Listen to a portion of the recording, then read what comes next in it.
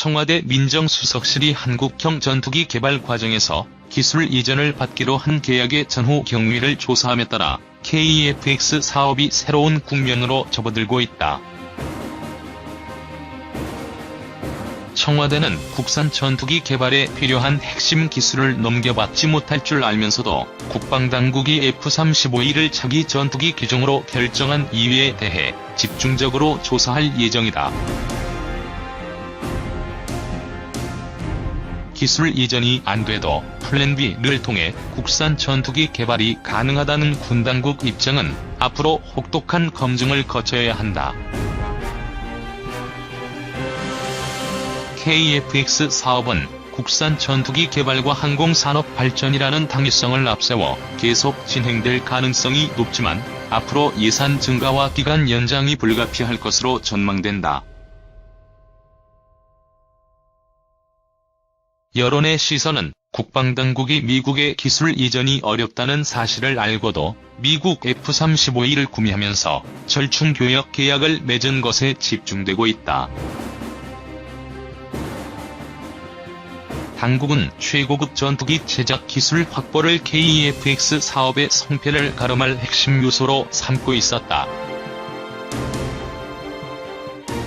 결국 기술 이전이 불가하다고 결정됐고 부실 계약이라는 비판이 제기되고 있다.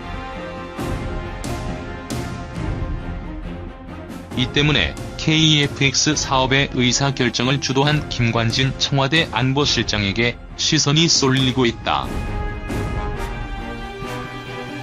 김 안보실장이 국방부 장관이던 시기에 F-35E 구매 및 기술 이전과 관련한 논의가 모두 이루어졌다. 2013년 9월 24일에는 방위사업청이 차기 전투기로 적합하다고 단수 후보로 올렸던 F-15, SE 기종이 방위사업 추진위원회에서 부결됐다. 이는 사실상 F-35E를 구매하기 위한 포석이라는 관측이 대부분이었다.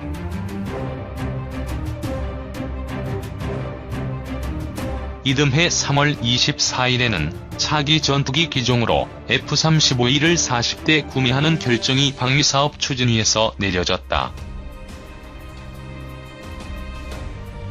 이 위원회 위원장은 김관진 당시 장관이었다.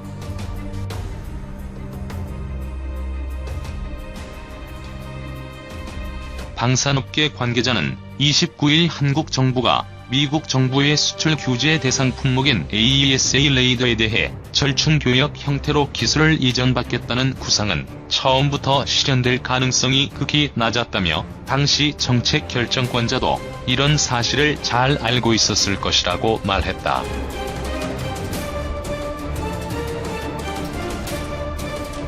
당국이 4가지 핵심 기술 이전에 대해 자신하지 못하던 정황은 이미 지난해 국정감사에서도 드러났다. 2014년 10월 15일 국회 국방위원회 공군본부에 대한 국정감사에서 백군기 새정치민주연합 의원이 FX 사업과 KF-X 사업은 어차피 서로 연계성이 있을 텐데 여기에 대한 기술 이전 문제는 잘 진행되고 있느냐고 질문하자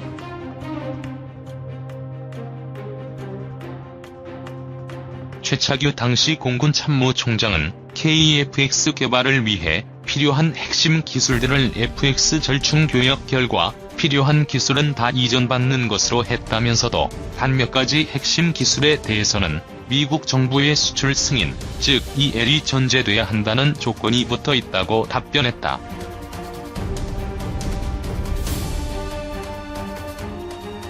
그러나 이들 핵심 기술에 대해서는 미국 정부가 기술 이전과 관련된 규정조차 만들지 않았다는 게 군에서 이 사업을 담당했던 관계자의 전언이다. 이에 대해 국방부 관계자는 차기 전투기를 스텔스기로 도입해야 한다는 게 첫 번째 고려사항이었고 기술 이전은 부차적인 요인이었다며 FX 사업과 전투기 개발 사업을 연계하기로 한 정책 때문에 불가피하게 기술 이전을 조건으로 요구하게 된 것이라고 설명했다.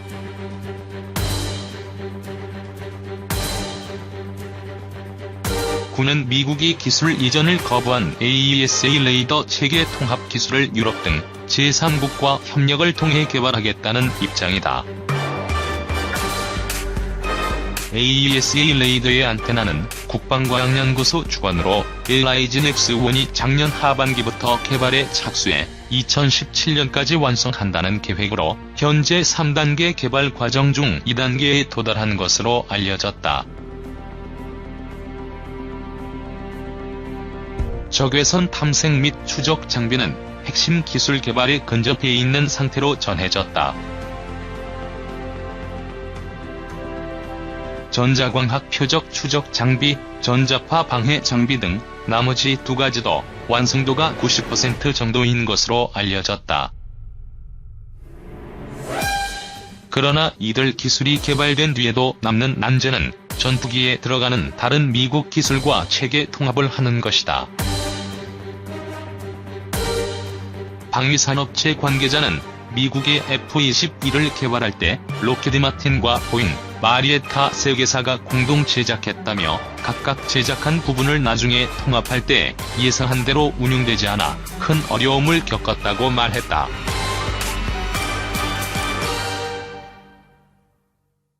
그는 자사 제품의 자세한 제완과 구동 원리는 타사에 제공하기 어려운 민감한 정보라며 미국과 한국, 또 제3국이 공동으로 작업하면 변수가 지속적으로 발생할 우려가 크다고 말했다. KEFX 사업이 당초 계획대로 진행되지 못할 것이라는 우려가 현실화하면 그에 따른 후폭풍이 만만치 않을 것으로 전망된다. 개발비와 양산비가 18조 원에 달하는 KEFX 사업이 결국 국산화라는 목표를 달성하지 못하고 수출에서도 실패한다면 천문학적 액수의 세금이 낭비되는 꼴이기 때문이다.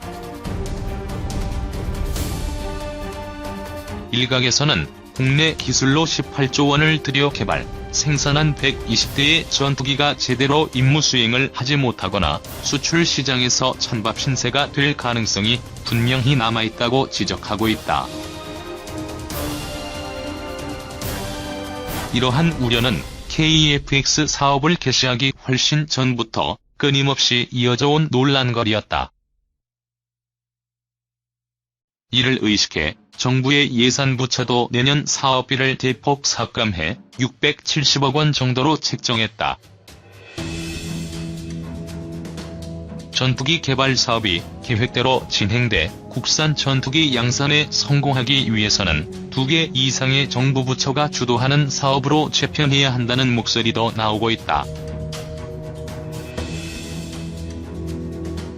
군 소식통은 KEFX 사업에 취약했던 부분이 일찌감치 공개된 게 차라리 다행이라는 시각도 있다며 공개적으로 검증받은 뒤 공군 전투력 유지와 항공산업 발전을 종합적으로 연계해 추진 전략을 마련하는 계기가 될 수 있을 것이라고 말했다.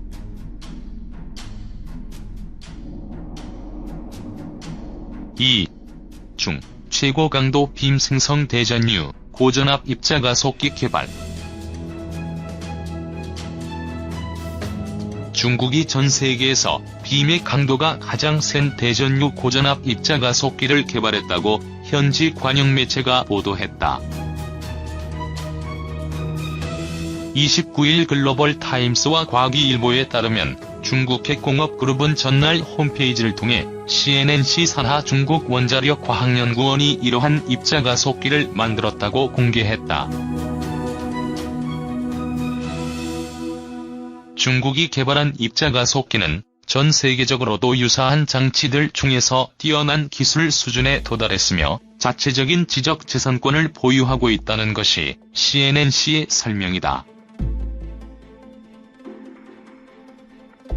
CIA 소속 연구원은 글로벌 타임스 인터뷰에서 이 기계는 방사선 저항력이 강화된 부품의 개발을 통해 항공 우주 분야와 인공위성 등의 발전을 촉진할 수 있다면서 또 핵물리 등 군사 분야, 유물 연대 측정 등 고고학 연구에도 활용할 수 있을 것이라고 기대했다.